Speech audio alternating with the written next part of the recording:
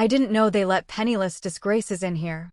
Those were the very first words my father said to me before I had even finished taking off my coat at Thanksgiving dinner. The room exploded with laughter. Not one relative told him to stop. Not one person looked embarrassed for him.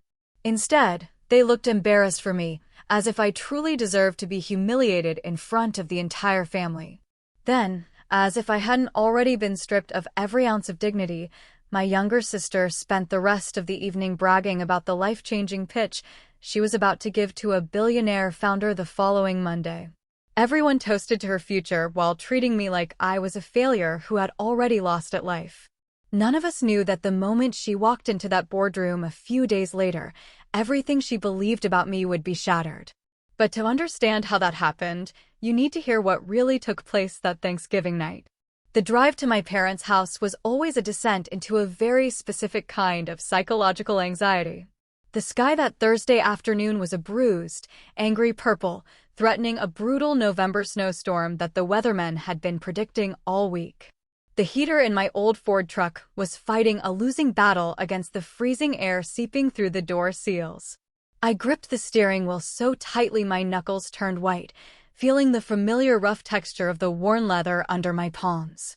I could have driven a different car. I could have easily pulled up in something European, sleek, and terrifyingly expensive. Something that would have shut them all up the second I parked.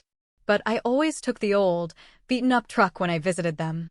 It was partly a shield, a way to blend into the narrative they had already written and cemented for me decades ago, and partly a test. A test they failed every single time. I pulled into the sprawling, immaculate driveway of my childhood home. The house was a massive colonial structure, sitting on 2 acres of perfectly manicured land, practically glowing with warm amber light spilling from the large bay windows. It looked exactly like a picture from a high-end holiday magazine, the kind that sells the illusion of the perfect American family. I parked my rusted truck right between a brand-new Mercedes SUV and a polished Lexus. The contrast was harsh, undeniable, and entirely intentional. But standing on the front porch, the freezing wind biting aggressively through my worn canvas jacket, I felt an overwhelming sense of dread pull in my stomach. I turned the heavy brass knob and pushed the massive oak door open. The entryway hit me immediately with a suffocating wall of heat and the overpowering scent of roasted turkey, sage stuffing, and expensive vanilla candles. It was supposed to be inviting. It was supposed to smell like home. To me, it just smelled like a trap waiting to snap shut. The noise from the living room was deafening. I could hear the clinking of fine crystal glasses, the loud, booming boasts of men talking about their stock portfolios, and the kind of forced, performative laughter that rich people do when they are desperately trying to prove to each other how much they are enjoying themselves. I stepped onto the polished hardwood floor, my heavy, steel-toed work boots making a dull, heavy thud against the wood. I did not try to walk quietly. The overlapping conversation in the living room did not stop entirely, but it shifted. The frequency changed. Heads turned. Eyes scanned me from top to bottom, calculating my worth and finding it severely lacking. My father, Judson, was standing by the grand stone fireplace, right in the center of the room, exactly where he loved to be. He was holding a crystal snifter of dark amber brandy, wearing a tailored tweed suit that probably cost more than the average person's monthly rent.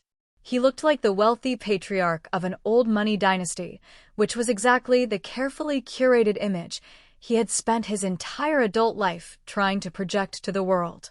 He did not walk over to hug me. He did not even offer a polite, distant smile.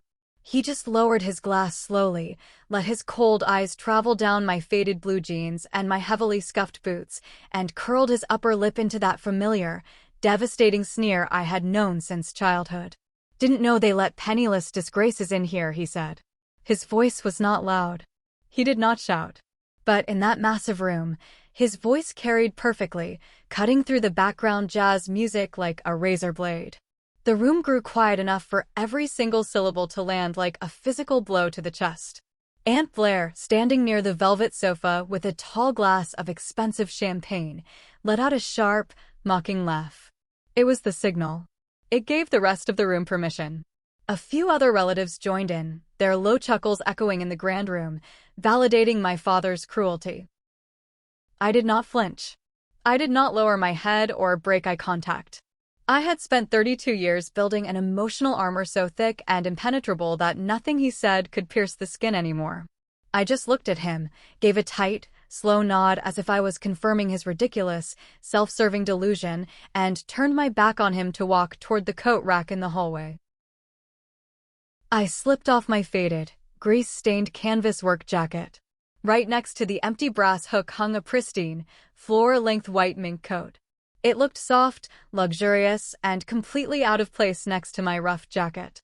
I knew instantly, without having to check the designer tag, that it belonged to my older sister, Sutton. Sutton was the golden child.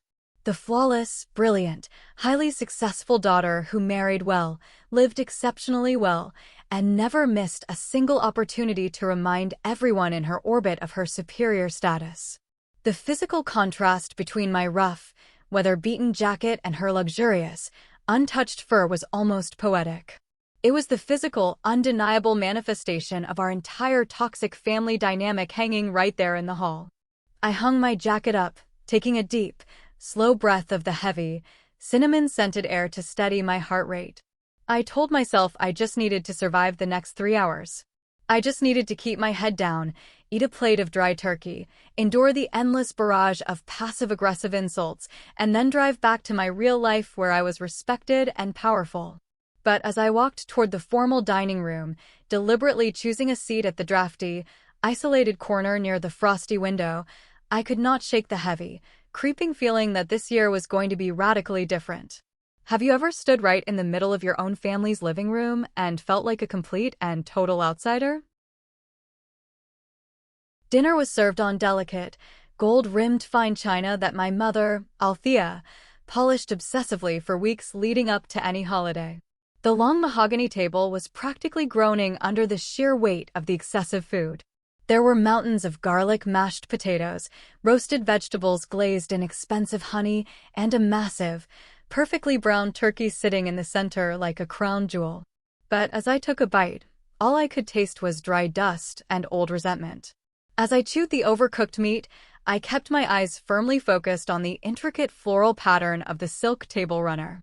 The loud, boastful noise around me faded into a dull, echoing roar, and my mind drifted back, forcing me to walk down the cold halls of the museum of rejections this family had meticulously built for me over the decades.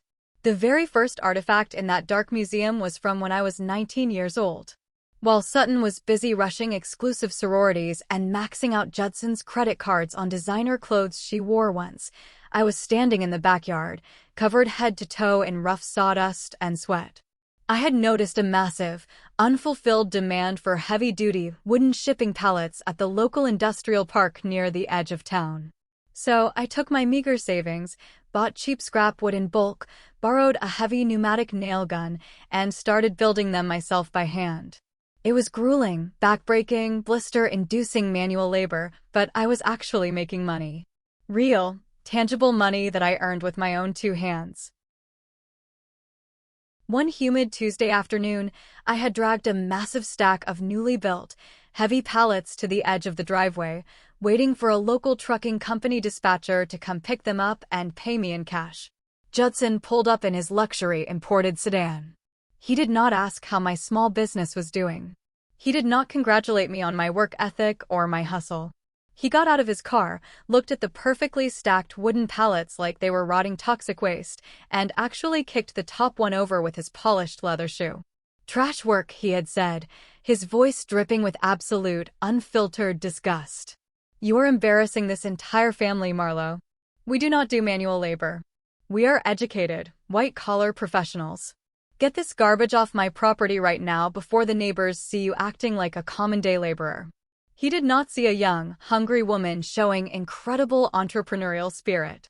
He saw a peasant ruining the aesthetic of his manicured green lawn. I had to drag those heavy wooden pallets down the street by hand, one by one, crying hot tears of sheer, helpless frustration. The second artifact in my mental museum was the stolen college fund. By the time I was finally ready to transfer from a cheap, rundown community college to a respected four-year university, I desperately needed the money my parents had supposedly saved for both of us since childhood. I walked into Judson's private study, holding my official university acceptance letter, feeling a rare spark of pride. He looked at me across his massive, imposing mahogany desk, took off his reading glasses, and let out a long, heavy sigh. "We do not have it," he said bluntly, not even attempting to soften the blow. "What do you mean you do not have it?" I asked, my heart dropping into my stomach. "Sutton's wedding is coming up next spring," he explained casually, as if he were discussing the weather. "The country club venue alone is $50,000. She is marrying a prominent real estate developer.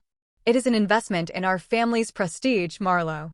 You have to understand, putting that kind of money into your uncertain, directionless future just does not make financial sense for us right now. Take out student loans. You are used to struggling anyway. You will figure it out." They stole my entire education. They took the foundation of my future to pay for an imported ice sculpture, a live string quartet, and a 5-tier fondant cake that nobody even ate. But the final artifact, the one that truly froze my heart and killed any remaining love I had for them, happened exactly 10 years ago. I had suffered a massive, catastrophic setback in my early 20s. A terrible electrical warehouse fire had completely destroyed my entire logistics inventory. I was entirely wiped out. I was temporarily broke, desperate, and physically exhausted from trying to salvage the burnt remains of my business. I swallowed every ounce of my pride, drove to their house, and asked my parents if I could just stay in my old childhood bedroom for 2 short months while I got back on my feet. Althea had looked at me with a fleeting moment of genuine pity, but Judson quickly shook his head, his face set in stone. "Sutton needs the guest room for her new Pilates equipment," he said, his voice devoid of any warmth or paternal instinct. "She needs a place to work out when she visits. You can sleep in the old storage shed out back. It has a folding cot. You will be fine." It was mid-November. It was freezing cold, with snow already covering the ground. I spent 2 agonizing months sleeping in a cheap, thin sleeping bag in an unheated, drafty wooden shed. I listened to the freezing wind howl through the cracks in the wood every single night, watching the warm, golden glow of the main house from the outside, knowing my parents were sleeping in a heated, king-sized bed while I shivered violently in the dark. I lay there, my teeth chattering, and made a silent, sacred, unbreakable vow to myself. I would never, ever depend on them again.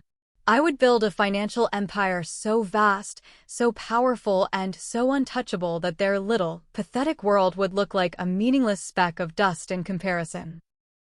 A sudden, loud burst of laughter from the head of the table pulled me forcefully back to the present moment. I blinked hard, the cold, bitter memory of the freezing shed fading away, quickly replaced by the warm, stifling, heavily perfumed air of the dining room. I took a slow sip of my ice water, looking across the long table at the people who were supposed to be my flesh and blood, realizing with absolute certainty that they did not even know the person sitting in front of them. What kind of parent forces their own child to sleep in the freezing cold just to protect a piece of exercise equipment?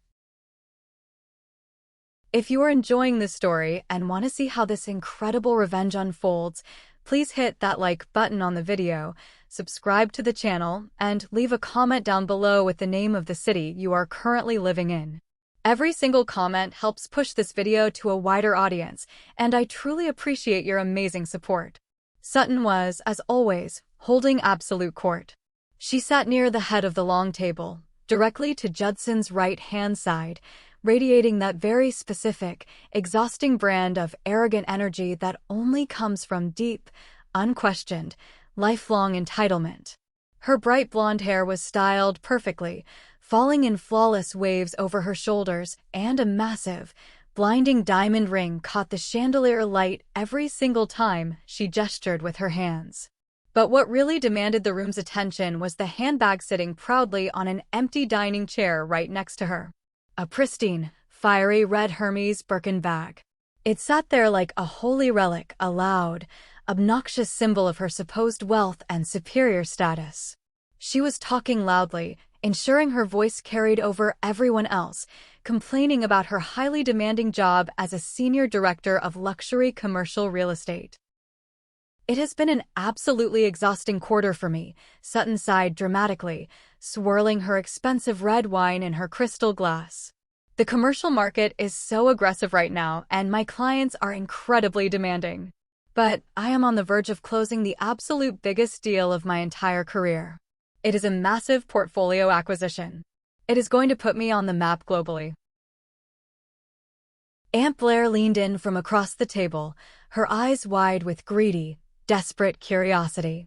"Oh, do tell us, sweetie. Who is the big mystery client?" Sutton smiled, a slow, predatory little smirk spreading across her perfectly painted lips. "Apex Heavy Logistics." I stopped chewing my food.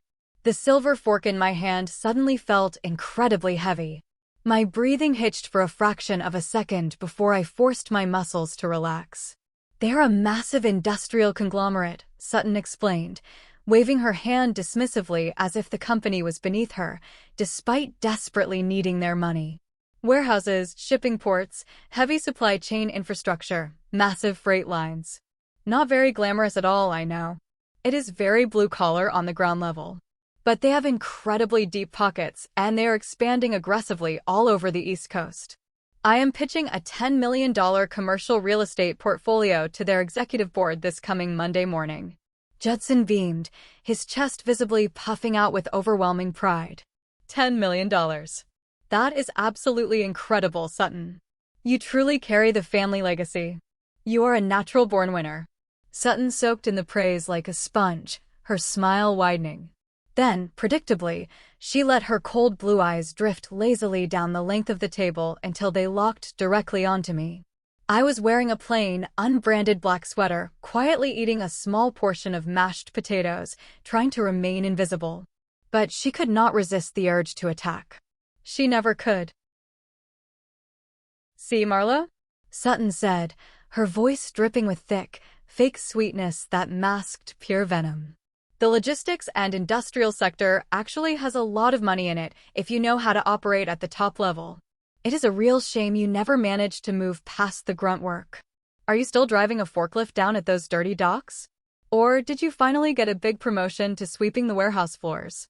A few cousins sitting near her snickered quietly behind their napkins. Althea put a manicured hand over her mouth to hide a proud smile. Judson just shook his head, looking at me with profound disappointment. I did not look angry. I did not raise my voice or attempt to defend my career choices. I just slowly picked up my crystal water glass, took a very slow, deliberate sip, and looked directly into my sister's mocking eyes. "I am still in the industry," I said softly, my voice perfectly level. "It pays the bills." Sutton rolled her eyes dramatically, tossing her hair over her shoulder. "Well, if you ever need a recommendation for a basic receptionist job at a real, professional company, let me know. I have serious connections in the corporate world now. The founder of Apex Heavy Logistics is a total ghost. A billionaire recluse. Nobody in the industry even knows who they are, but my managing partner assured me that if I nail this high-stakes pitch on Monday, I will be dealing directly with the top brass." I placed my glass back down on the table. The water inside rippled slightly from the impact. My heart was beating in a slow, powerful, thumping rhythm against my ribs. Sutton was right about exactly one thing. The founder of Apex Heavy Logistics was a ghost. A phantom who greatly preferred to stay deep in the shadows, letting the hired board of directors handle the public-facing media of the company while quietly pulling every single operational string from a secure penthouse office. What Sutton did not know, what nobody in this awful, pretentious, suffocating room knew, was that the dirty forklift driver they were relentlessly mocking had spent the last 10 brutal years turning a tiny scrapwood pallet business into an international supply chain empire worth hundreds of millions of dollars. I was the ghost. I was the elusive founder of Apex. And my arrogant, cruel, hopelessly oblivious sister was about to walk right into my boardroom on Monday morning. I smiled, a genuine, terrifying, cold smile that clearly confused the hell out of Judson, who was watching me closely. How much rope do you let a toxic person have before they finally hang themselves with it? The agonizing dinner dragged to a merciful, painfully slow end, but the psychological torture was far from over. As everyone pushed their chairs back and migrated toward the living room to drink expensive port wine and loudly complain about capital gains taxes, my mother tapped me sharply on the shoulder. "Marlo," Althea said, not even bothering to make eye contact with me, her gaze fixed on a speck of dust on the wall. "Be a dear and handle all the dishes tonight. Sutton needs to preserve her expensive manicure for her big presentation on Monday, and you are already used to dealing with hot water and strong soap." I looked at the massive mountain of greasy porcelain plates, crusty gravy boats, and fragile crystal glasses piled dangerously high in the massive farmhouse kitchen sink. I could have walked out the front door right then and there. I absolutely should have. But a strange, morbid curiosity kept my feet firmly planted on the kitchen tile. I rolled up the sleeves of my plain black sweater, turned on the scalding hot water, and started scrubbing the grease away. About 20 minutes later, the heavy kitchen door swung open. Judson walked in. He did not offer to grab a drying towel. He did not ask how I was doing. He stood directly behind me, his hands clasped firmly behind his back in a military stance. "Leave the dishes for a minute," he ordered, his tone clipping. "Come into my private study. Now." I slowly turned off the water, dried my wet hands on a cheap cotton dish towel, and followed him silently down the long, carpeted hallway. His study was a ridiculous shrine to his own inflated ego. It was filled with leather-bound classic books he had never once opened, mounted hunting trophies from expensive guided trips he paid other men to win for him, and a massive, polished mahogany desk sitting in the center like an altar. He sat down heavily in his high-backed leather chair and gestured impatiently for me to remain standing on the other side of the desk. "Your mother and I are currently planning a luxurious 6-week European cruise for our upcoming wedding anniversary this spring," Judson began, not looking at me, but busily shuffling some printed travel brochures on his desk. "First-class accommodations all the way. Italy, the south of France, Monaco." "Congratulations," I said neutrally, keeping my face a blank mask. He cleared his throat loudly, a sound of annoyance. "It is a very expensive trip. Sutton and her husband have generously contributed $20,000 to our vacation fund as an anniversary gift. I expect you to step up and do your part as a member of this family. We need exactly another $10,000 to cover the private shore excursions and the premium dining packages." I stared at him. The sheer, unadulterated audacity of the demand literally sucked the oxygen right out of the room. $10,000? I repeated, genuinely wondering if I had misheard him. "Yes. I expect you to have it wired directly to my checking account by the end of next week." "Dad," I said, keeping my voice dangerously low and steady, desperately trying to contain the rage bubbling in my chest. "You just spent the entire dinner mocking me in front of the extended family for being poor. You sat there and let Sutton publicly humiliate me. And now you pull me in here and demand that I hand you $10,000 for a luxury vacation?" Judson finally looked up from his brochures, his eyes flashing with sudden, violent irritation. "Do not be dramatic, Marlo. I know you do not have that kind of cash sitting in a savings account. Go to one of those shady payday loan places downtown. Take out a high-interest personal loan. You can easily pay it off over the next few years with your warehouse wages. It is the absolute least you can do to repay us for feeding and raising you. Sutton is incredibly busy doing real, high-stakes business. She simply cannot carry the whole financial burden of this family." A cold, heavy, suffocating silence filled the study. He was not asking for a favor. He was demanding that I intentionally ruin my credit score, take on predatory debt, and suffer financially for years, just so he could drink expensive champagne on a private balcony in Monaco. "No," I said clearly. Judson froze in his chair. "Excuse me? What did you just say?" I said no. "I am not giving you a single dime of my money. Not now. Not ever." Judson stood up slowly, planting his hands firmly on the desk. His face turned a dangerous, mottled shade of crimson. He reached out and picked up his half-full crystal glass of dark red wine from the edge of the desk. You ungrateful, pathetic, worthless disappointment, he snarled, his voice vibrating with pure hatred. I give you a rare chance to finally contribute something meaningful to this family, to show some basic loyalty, and you spit right in my face? Without any warning, he violently whipped his arm forward and threw the entire contents of his glass directly at me.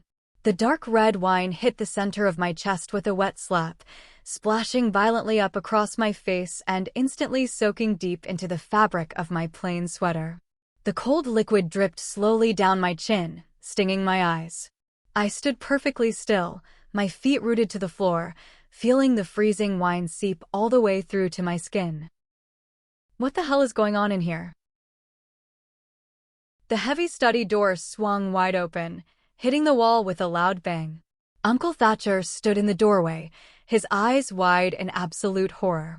Thatcher was Judson's younger brother, the only person in this entire toxic bloodline who possessed a functioning moral compass. Judson, what did you just do? Thatcher yelled, stepping quickly into the room, his fists clenched.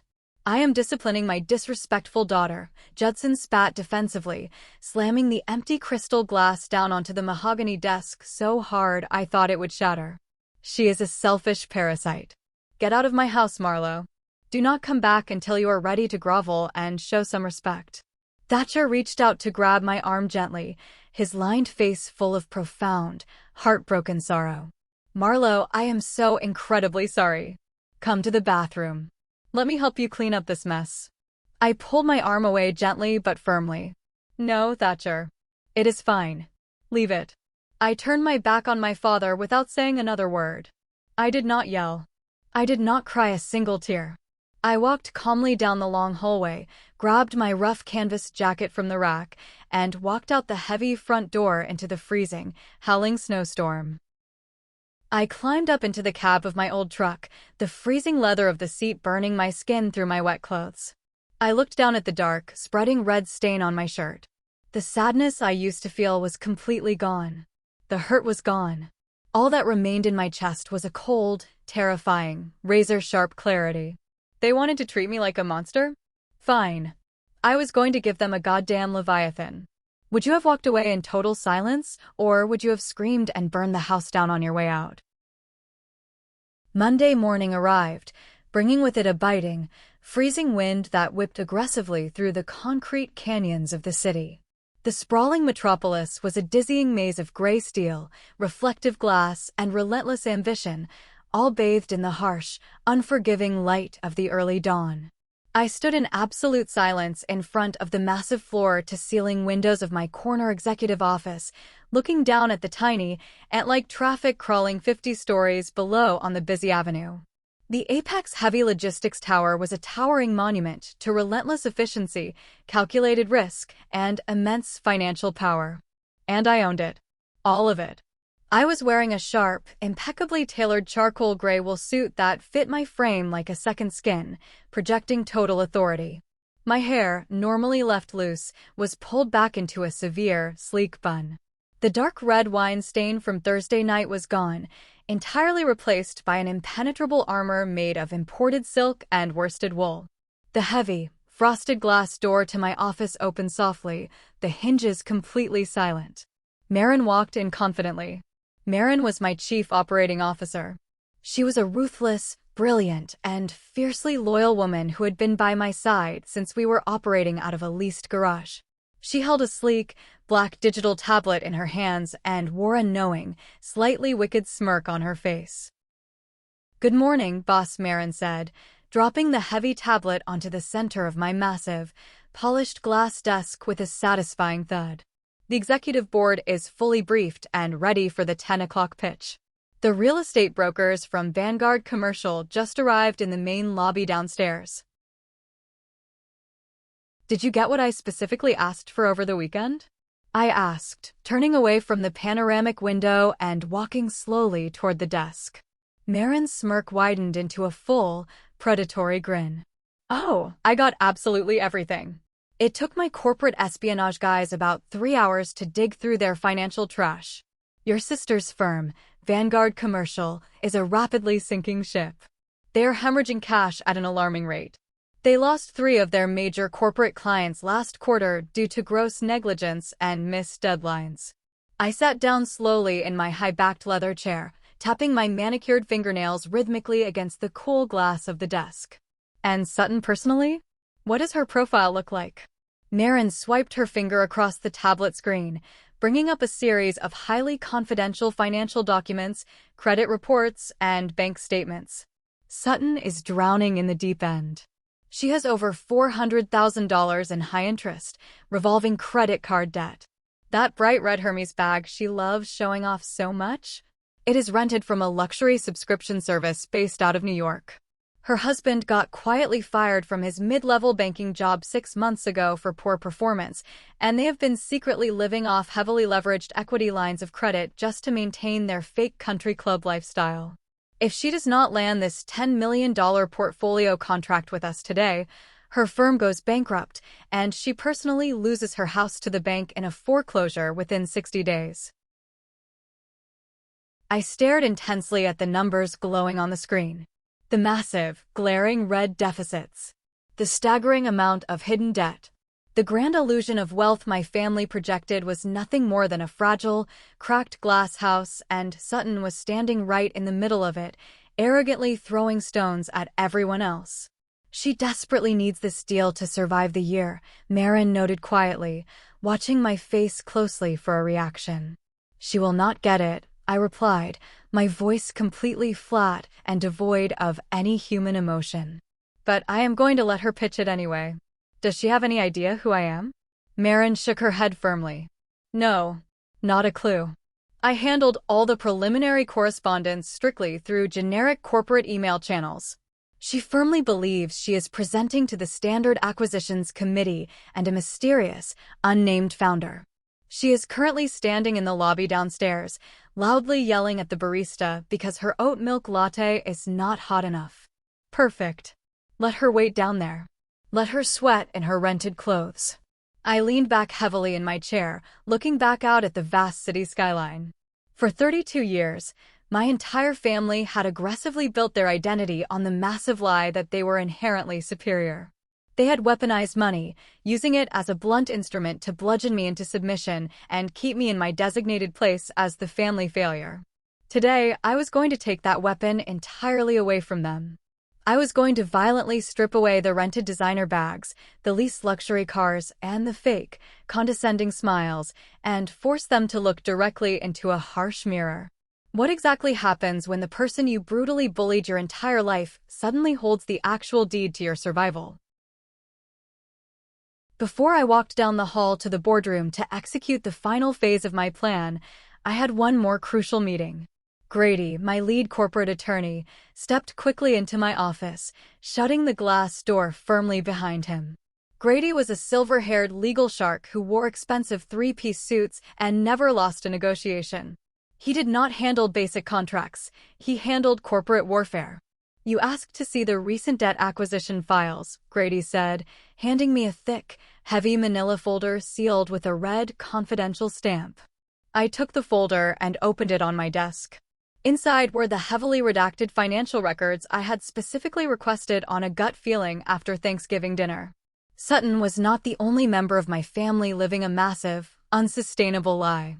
I looked closely at the paperwork detailing my father's personal finances. Judson had always walked around acting like a titan of industry, a man of immense generational wealth, but the stark reality written in black ink was pathetic. He had blown through his entire family inheritance years ago on terrible, high-risk investments and a secret gambling habit he aggressively hid from my mother. In order to maintain his prestigious country club membership and the crippling monthly lease payments on his luxury cars, he had taken out massive, predatory loans against the family estate. But here was the beautiful, twisted, almost poetic irony of the corporate financial world. Exactly 3 months ago, Apex Heavy Logistics had quietly acquired a small, struggling regional bank as part of a much larger, aggressive asset liquidation strategy. We bought their entire portfolio of toxic, underperforming debt for literal pennies on the dollar. Grady, I said, pointing a finger at a specific, highlighted line item in the dense legal contract. Look at this loan originating from Oak Creek Trust. The one explicitly attached to the colonial house on Elm Street. Grady leaned over the desk and adjusted his reading glasses. Yes. A highly leveraged, incredibly risky second mortgage. The debtor is severely delinquent on the account. For months behind on payments. We actually flagged it for standard foreclosure proceedings starting early next week. The debtor listed on that paperwork is my father, I said quietly. Grady stopped writing on his yellow legal pad. He froze, his pen hovering in midair. He looked up at me, his eyes widening in slow, shocked realization. He looked down at the file, reading the name Judson Hawthorne, then looked back up at me. We own the debt, Grady whispered, his voice laced with awe. Yes, we do, I smiled, a cold, sharp expression. We own the mortgage. We own the colonial house. And looking at the fine print on these guarantor documents, Judson used Sutton's commercial real estate firm, Vanguard, as the primary corporate guarantor for his latest loan extension last year. Which means if Sutton's firm officially declares bankruptcy, Judson's house gets seized immediately by our holding company to cover the massive corporate liability. Grady finished the thought, a low, impressed whistle escaping his lips. Checkmate. It is airtight. It was a perfectly constructed, closed loop of total financial ruin. They were all tied tightly together in a rapidly sinking ship of their own arrogant making, and I was the only person standing safely on dry land, holding the heavy iron anchor. Prepare the formal foreclosure notices, Grady, I instructed, standing up gracefully and buttoning the front of my suit jacket. Have them fully notarized and ready to serve immediately. Bring them directly to the boardroom in exactly 20 minutes. Do not be late. Understood, boss. I walked out of my office and down the long, silent, heavily carpeted executive corridor toward the main boardroom. My heels clicked rhythmically, echoing loudly against the imported marble floor. I felt a massive surge of adrenaline hit my bloodstream, cold, sharp, and incredibly focusing.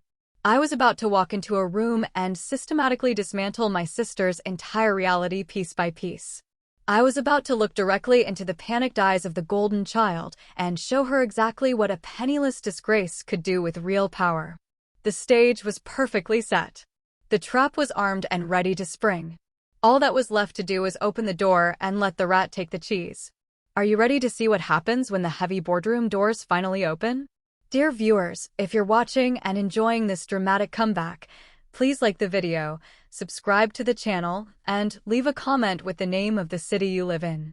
Every comment helps the video reach a wider audience. Thank you very much. The massive main lobby of the Apex Heavy Logistics Tower was specifically designed to make people feel incredibly small. It was a cavernous, soaring space constructed entirely of cold, imported black marble, brushed steel, and massive sheets of reinforced glass. The ceiling was 3 stories high, and the security presence was heavy but silent. It was not a welcoming space. It was a fortress. It was a physical manifestation of power, designed to intimidate anyone who walked through the revolving doors before they even reached the reception desk. I was sitting comfortably in the main security control room, located just behind the front desk, staring intently at a wall of high-definition monitors. I held a steaming cup of black coffee in my hands, watching the live feed from Camera 4. Sutton had arrived exactly 15 minutes early. She walked through the revolving glass doors like she owned the entire building, her high heels clicking sharply against the polished marble floor. She was wearing a tailored, blindingly white designer suit that screamed desperation, and she was carrying a sleek leather portfolio tucked tightly under her arm. Trailing slightly behind her were 2 junior associates from her firm, both looking incredibly nervous and holding stacks of presentation materials. Sutton marched directly up to the main reception desk. Even without the audio turned on, I could perfectly read her aggressive body language. She was snapping her fingers at the head receptionist, a very sweet, highly capable woman named Sarah who had been with my company for 5 years. Sutton was pointing at her designer watch, clearly demanding immediate VIP treatment, acting exactly like the insufferable, entitled snob she had always been. I pressed a small button on the security console, activating the audio feed for the lobby. "I am Sutton Hawthorne from Vanguard Commercial Real Estate," my sister said, her voice dripping with extreme condescension. "I am here for a 10 o'clock executive presentation with the board of directors and the founder. Have someone take these coats and point us to the private elevator. We do not have time to wait around with the delivery drivers." Sarah, bless her professional heart, did not even blink. She just offered a polite, completely neutral corporate smile and typed something into her computer. "One moment, please, Ms. Hawthorne. Let me notify the executive floor that you have arrived." I picked up the secure phone in the control room and dialed Marin's extension. "She is here," I said simply. "Go down and get her. Make it a show." "Understood," Marin replied, her voice practically vibrating with excitement. I watched on the monitors as Marin stepped out of the private executive elevator into the main lobby a few minutes later. Marin was wearing a sleek, dark navy suit, looking every inch the ruthless corporate operator she was. She walked across the expansive marble floor, her presence immediately commanding the attention of the entire room. Sutton saw her approaching and immediately straightened her posture, pasting a fake, incredibly bright, overly eager commercial smile onto her face. "Miss Hawthorne," Marin said smoothly, extending a hand. "I am Marin, the Chief Operating Officer of Apex Heavy Logistics. We spoke on the phone. The board is very much looking forward to your presentation today." Sutton shook her hand enthusiastically. "It is a pleasure, Marin. We have prepared a truly groundbreaking portfolio strategy for you. Will the founder be joining us for the initial pitch?" Marin offered a very tight, highly practiced corporate smile. "Yes. The founder is already waiting for you in the main boardroom. Please follow me to the private elevator." I watched on the cameras as Sutton and her two nervous associates followed Marin across the lobby. Sutton was practically glowing with arrogant anticipation. She was completely convinced that she was about to walk into a room full of old, stuffy men in gray suits and charm them into handing her a $10 million contract. She thought this was her grand crowning achievement, the ultimate validation of her superior, golden child status. She had absolutely no idea that she was walking directly into a slaughterhouse. I left the security room and took the back stairwell up to the executive floor, arriving just before they did. I walked into the massive, glass-walled boardroom. The long, heavy mahogany table dominated the space. The city skyline provided a breathtaking, dizzying backdrop behind the head chair. I did not sit down immediately. I stood by the window, looking out over the city, taking a deep, steadying breath. My hands were not shaking. My heart rate was slow and steady. I felt a profound, almost frightening sense of absolute calm. For my entire life, I had been forced to play a rigged game with rules designed specifically to make me lose. Today, I was the one holding the deck, and I was going to deal the cards exactly how I saw fit. I heard the soft ding of the executive elevator down the hall. I heard the muffled sound of footsteps approaching the heavy double doors of the boardroom. I heard Sutton's high-pitched, fake laugh as she tried to make small talk with Marin. I walked over to the head of the massive table. I sat down in the high-backed leather chair. I placed my hands flat on the polished wood. And I waited. Have you ever felt the pure, unadulterated rush of knowing you are about to completely change someone's reality? The heavy oak double doors of the boardroom swung open smoothly. Marin stepped into the room first, holding her digital tablet, her face an unreadable, professional mask. Right behind her, Sutton strode into the room, leading with that blinding, aggressive, million-dollar commercial smile. She was practically vibrating with desperate, arrogant energy. Her two junior associates shuffled in nervously behind her, carrying their heavy presentation boards and thick stacks of bound financial portfolios. Sutton did not look at the head of the table immediately. She was too busy taking in the sheer, intimidating scale of the room. She looked at the expensive modern art on the walls, the breathtaking panoramic view of the city skyline, and the heavy crystal water pitchers placed perfectly on the table. She was sizing up the wealth of the room, preparing to conquer it. "Right this way, Ms. Hawthorne," Marin said, gesturing smoothly toward the row of empty leather chairs facing the head of the table. "The founder is ready for you now."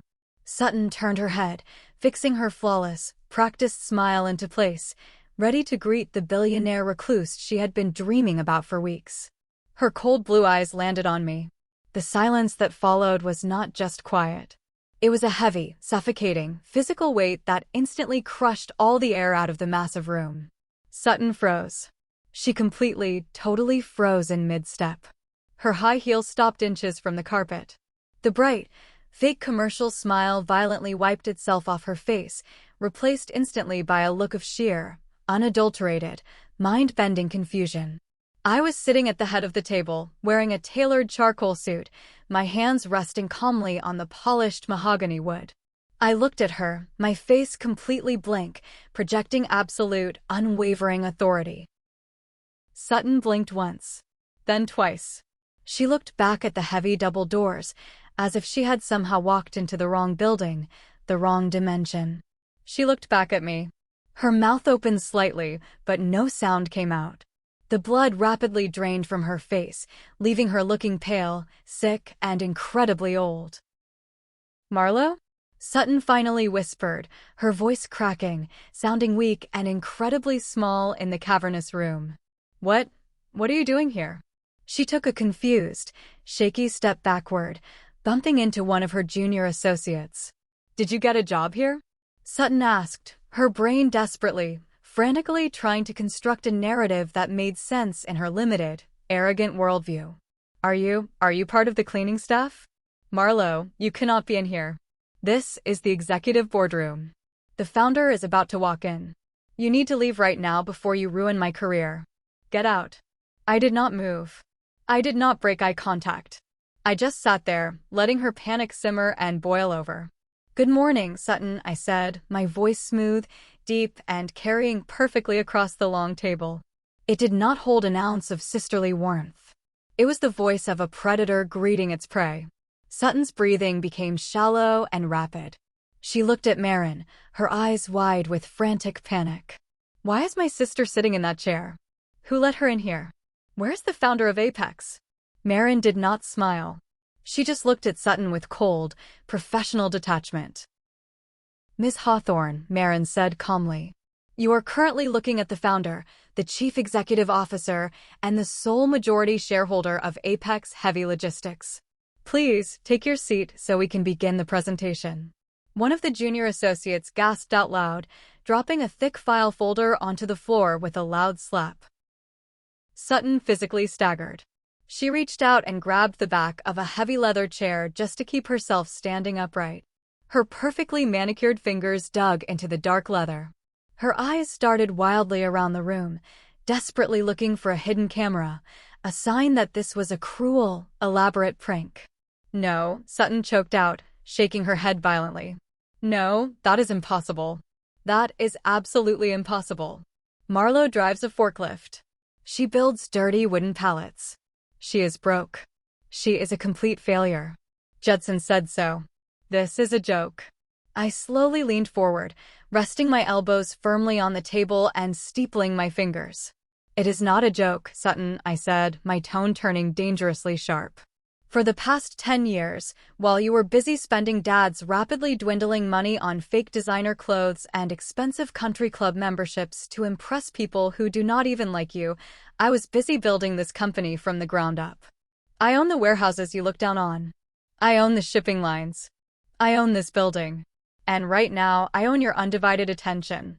Sutton stared at me, her entire reality fracturing and shattering into a million sharp pieces right before my eyes. The arrogant, untouchable golden child was entirely gone. In her place was a terrified, cornered, desperate woman who suddenly realized she was entirely at the mercy of the person she had ruthlessly bullied her entire life. "So," I continued, gesturing smoothly to the empty chair in front of her, "I hear you have a highly lucrative $10 million commercial real estate portfolio to pitch to me today." "I am a very busy woman, Sutton. Let us see how well you can sell." Sutton slowly collapsed into the leather chair, her hands shaking violently. She looked like she was going to be physically sick right there on the boardroom carpet. The power dynamic of our entire family had just violently flipped in the span of 60 seconds, and she was trapped underneath the crushing weight of it. Have you ever seen the exact moment a bully realizes they have picked a fight with a monster? The presentation was an absolute, unmitigated disaster. Sutton stood at the front of the massive boardroom, her hands shaking so violently she could barely hold her laser pointer steady. She stumbled over basic financial terms. She forgot crucial data points. She kept looking frantically over at me, waiting for me to laugh, waiting for me to throw her out, but I just sat there in absolute silence, taking notes on a yellow legal pad, letting her drown in her own incompetence. Her two junior associates were sweating profusely, desperately trying to jump in and save the pitch, but it was useless. The energy in the room was entirely dead. After 20 agonizing minutes of Sutton rambling incoherently about market projections and zoning laws, I finally raised my hand, cutting her off mid-sentence. "That is enough," I said flatly. Sutton immediately stopped talking, dropping her hands to her sides, breathing heavily as if she had just run a marathon.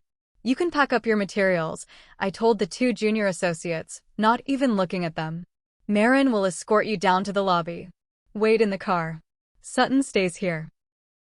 The two associates did not hesitate for a single second. They aggressively shoved their papers into their briefcases and practically sprinted out of the boardroom, desperate to escape the suffocating tension. Once the heavy oak doors clicked shut behind them, the room fell into a dead, heavy silence.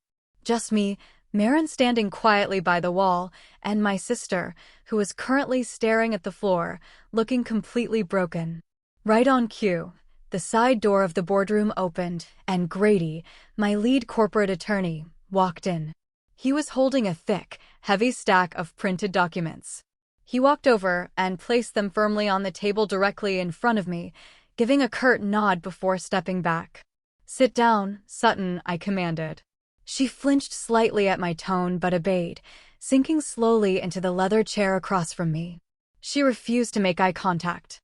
"Let us stop pretending," I said, sliding the thick stack of documents across the polished mahogany table until it hit the edge of her chair. "You did not come here today because you have a great real estate portfolio. You came here today because you're incredibly desperate." Sutton swallowed hard, her eyes glued to the thick stack of papers. What is that?" I opened the top file. "That is a comprehensive, line-by-line audit of Vanguard commercial real estate and a deep dive into your personal financial history," I said coldly. I picked up the first sheet of paper. "Your firm lost 3 major clients last quarter due to massive zoning oversights. Your operating capital is currently in the red by over $2 million.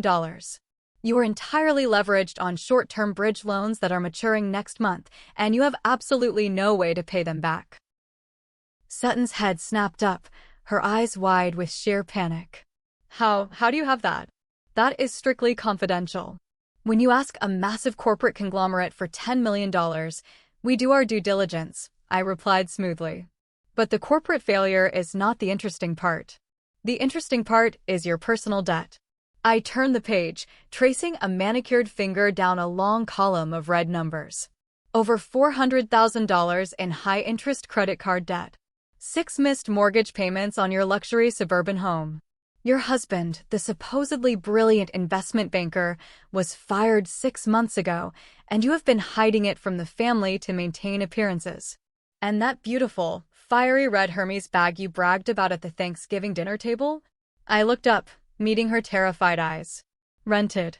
For $300 a month." Sutton let out a small, pathetic, broken sob. She covered her face with her trembling hands. "Stop," she whispered. "Please, Marlowe, stop." I leaned forward, my voice turning into a harsh, unforgiving whisper. "You sat at that dinner table and called me a penniless disgrace. You mocked my work. You let Dad humiliate me in front of the entire family while you sat there wearing a rented coat and carrying a rented bag, drowning in a mountain of debt. You are a fraud, Sutton. Your entire life is a carefully constructed, pathetic lie." Sutton dropped her hands, tears freely ruining her expensive makeup, leaving dark streaks down her pale cheeks.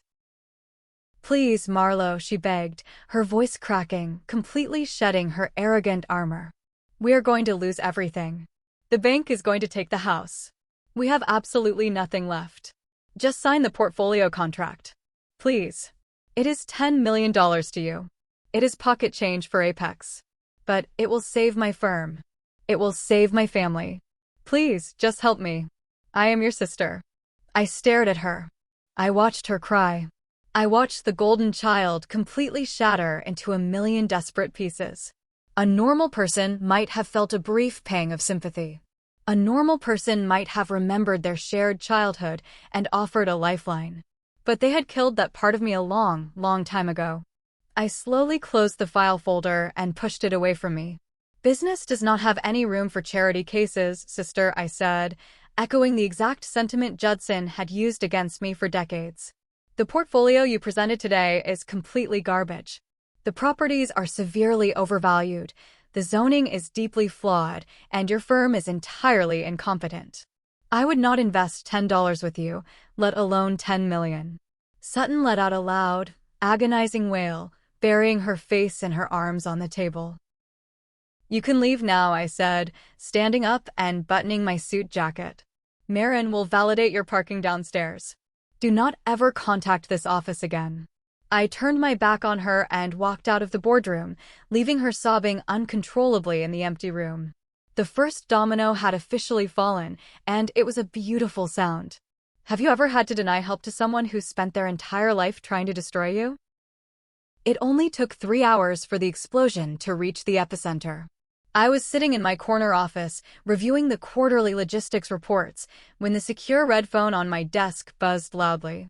It was Sarah, the head receptionist down in the main lobby. Miss Hawthorne, Sarah said, her voice tight, maintaining her professional composure, but clearly stressed. There is a situation in the lobby. A man and a woman are down here demanding to see you. They are causing a significant disturbance. Security is standing by. The man says he is your father. I smiled a cold, razor-sharp smile. Send them up to the executive floor, Sarah. Have security escort them directly to my office. 5 minutes later, the heavy glass doors to my office flew open with incredible force. Judson stormed into the room, his face twisted into a mask of pure, unadulterated rage. He was closely followed by Althea, who looked frantic, and Aunt Blair, who had clearly tagged along just to witness the drama firsthand. 2 large, stoic security guards stepped into the office behind them, ready to intervene at a moment's notice. It is fine, gentlemen, I told the guards, waving a hand dismissively. Wait outside the door. Judson marched right up to my massive glass desk, slamming both of his heavy fists down onto the surface. The thick glass rattled slightly. What the hell did you do to your sister? Judson roared, his voice echoing violently off the glass walls of the office. He looked around the luxurious space, clearly disoriented, but his anger overrode his confusion. Sutton came home completely hysterical. She is having a nervous breakdown. She said you work here? She said you humiliated her in front of a corporate board and killed her firm's biggest deal? I leaned back slowly in my leather chair, perfectly calm, holding a silver pen between my fingers. I did not humiliate her, Dad. I simply audited her company's financials and declined to invest $10 million into a failing, incompetent real estate firm. It was a basic business decision. Judson's face turned a violent, terrifying shade of purple. You vindictive, jealous little monster, he spat, pointing a shaking finger directly at my face. You orchestrated this entire thing just to ruin her. You have always been insanely jealous of Sutton's success. You are going to pick up that phone right now, you are going to call whoever your boss is in this building, and you are going to fix this. You are going to get her that contract, or so help me God, Marlowe. I slowly stood up, placing my palms flat on the desk, leaning forward until I was only a few feet away from his red, angry face. I do not have a boss, Judson, I said, my voice dropping to a dangerously quiet, lethal register. I own this company. I own this building. I own the chair you are yelling at. Judson froze. He stared at me, his mouth opening and closing like a suffocating fish. Althea gasped loudly, bringing a trembling hand up to her chest. But I did not stop there. I reached into my desk drawer and pulled out the thick manila folder Grady had given me earlier. I tossed it onto the glass desk. It slid across and stopped right in front of Judson. You want to talk about ruined lives? I asked coldly. Let us talk about yours. Open the file, Dad. Judson looked at the folder like it was a live bomb. He hesitated, then slowly reached out with trembling hands and flipped it open. His eyes quickly scanned the top page. I watched in real time as the arrogant, untouchable patriarch completely shattered. The blood instantly vanished from his face, leaving him looking like a corpse. His knees physically buckled, and he had to grip the edge of my glass desk just to remain standing. What is this? Althea demanded, stepping forward, her voice shrill with panic. Judson, what does it say? It says that your husband is entirely bankrupt, Mom, I answered for him, keeping my eyes locked on Judson's terrified face. It says that he blew through his entire family inheritance years ago. It says that he took out a massive, highly leveraged second mortgage on the colonial house on Elm Street just to keep up appearances and pay for his leased cars. And most importantly, it says that he used Sutton's commercial real estate firm as the corporate guarantor for that loan. Aunt Blair let out a loud, theatrical gasp, stepping backward as if she had just been slapped. Judson stared at the foreclosure notice, his hands shaking violently. How did you get this? He whispered hoarsely. Apex Heavy Logistics acquired the regional bank that holds your toxic debt 3 months ago, I explained smoothly, enjoying every single second of his destruction. We own your mortgage, Judson. And since Sutton's firm is now officially insolvent because I rejected her garbage portfolio, that corporate guarantee has been violently triggered. I leaned closer, my voice turning into a harsh, unforgiving blade. The penniless disgrace that you threw out into the freezing snow on Thanksgiving now holds the absolute deed to your entire life. You are broke. You are a fraud. And you are officially out of time. Judson let out a strange, choked sound, a mix of absolute horror and complete defeat. He stumbled backward, collapsing heavily into one of the visitor chairs, staring blankly at the wall. The grand illusion of his superiority was completely, irreversibly dead. Have you ever witnessed the exact moment a toxic parent realizes they have absolutely zero power over you anymore? The executive office was completely silent except for the sound of Althea's rapid, panicked breathing. She looked frantically between Judson, who was slumped in the chair looking like a broken shell of a man, and me, standing tall behind the glass desk. You cannot do this, Althea finally shrieked, her voice cracking hysterically. She lunged forward, slamming her hands on the desk. You are our daughter. You are our own flesh and blood. You cannot take our home away from us. Where are we supposed to go? We will be ruined in the community. Everyone will know. I looked at my mother, the woman who had stood silently by for 32 years while my father emotionally abused me. The woman who had handed me a dish towel and told me to clean up after the golden child. You should have thought about the value of family before you let him force me to sleep in a freezing shed for 2 months, I said coldly. You should have thought about flesh and blood before you stole my college fund to pay for an ice sculpture. Marlowe is absolutely right. Everyone in the room jumped.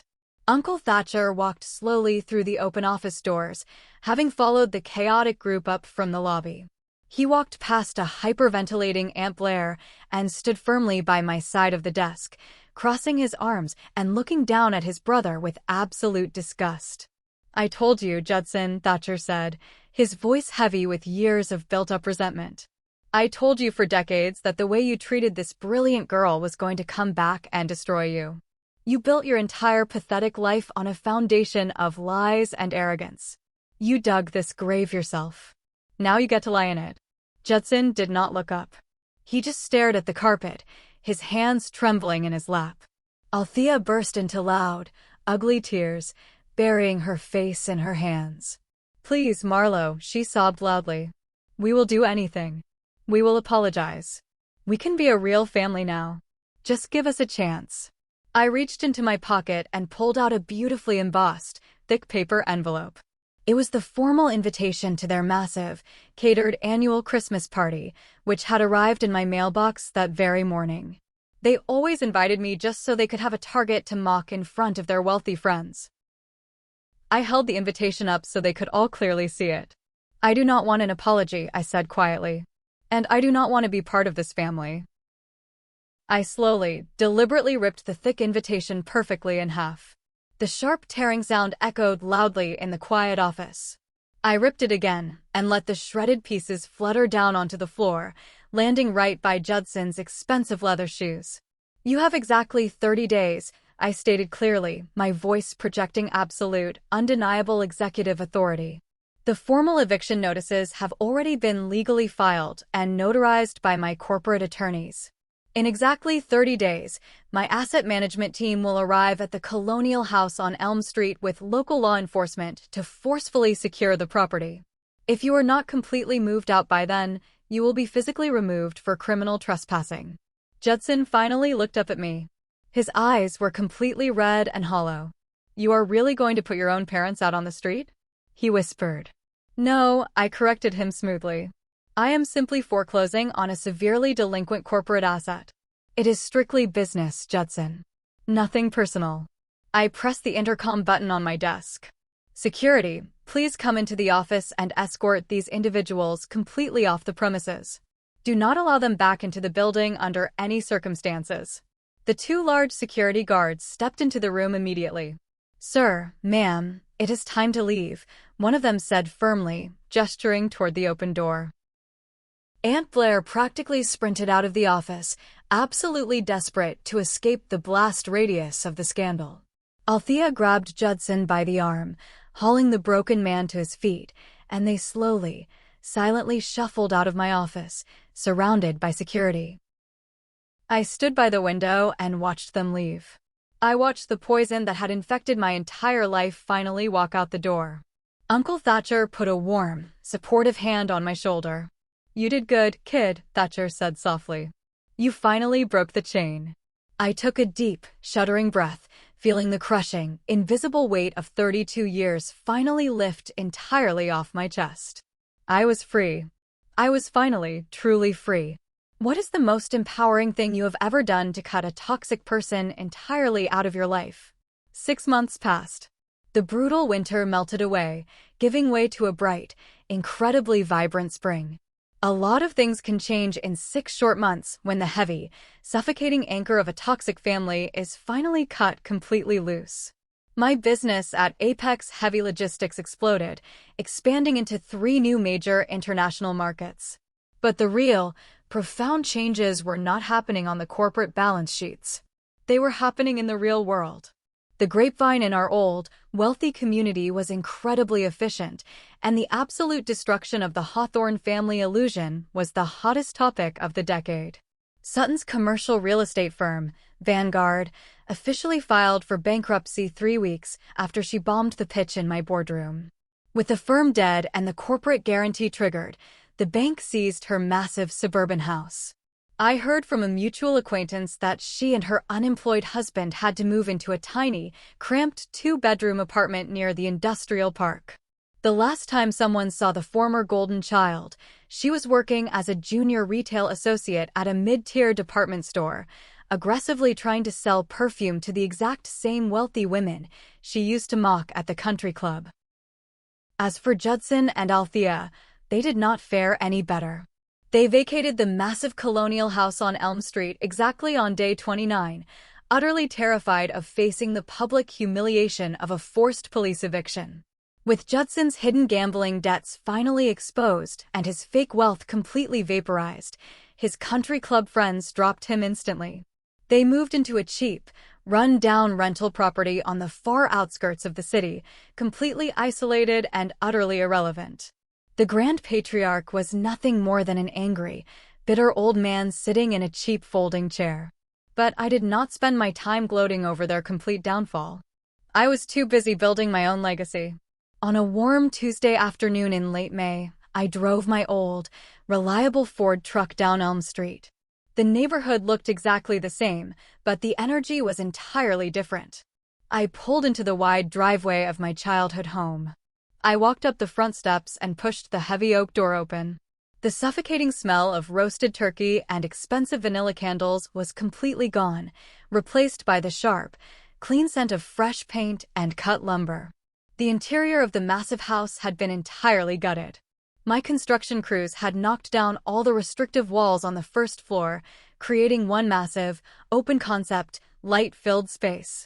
The dark, depressing floral wallpaper Althea loved so much was gone, replaced by bright white walls covered in massive glass dry erase boards. Sleek, modern communal desks filled the space, covered in laptops and blueprints. I had turned the colonial house into the Apex Innovation Incubator. It was a fully funded, collaborative workspace specifically designed for young, hungry, blue-collar entrepreneurs who had brilliant ideas but absolutely no financial support system or wealthy parents to bail them out. I walked into the back room, right to the exact spot where the freezing, unheated storage shed used to sit. The shed had been completely demolished. In its place stood a beautiful, state-of-the-art prototyping lab, filled with 3D printers and CNC machines. A young, 19-year-old kid covered in grease and sawdust was standing there, furiously working on a new type of durable shipping container. He looked up when I walked in and smiled brightly. "Hey, boss," the kid said.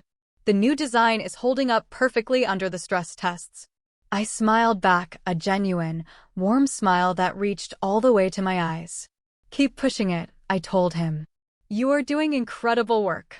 I stood there in the bright sunlight, listening to the beautiful, chaotic hum of ambition and hard work filling the space that used to hold so much pain. I was not the penniless disgrace anymore. I was not the family failure. I was the architect of my own future.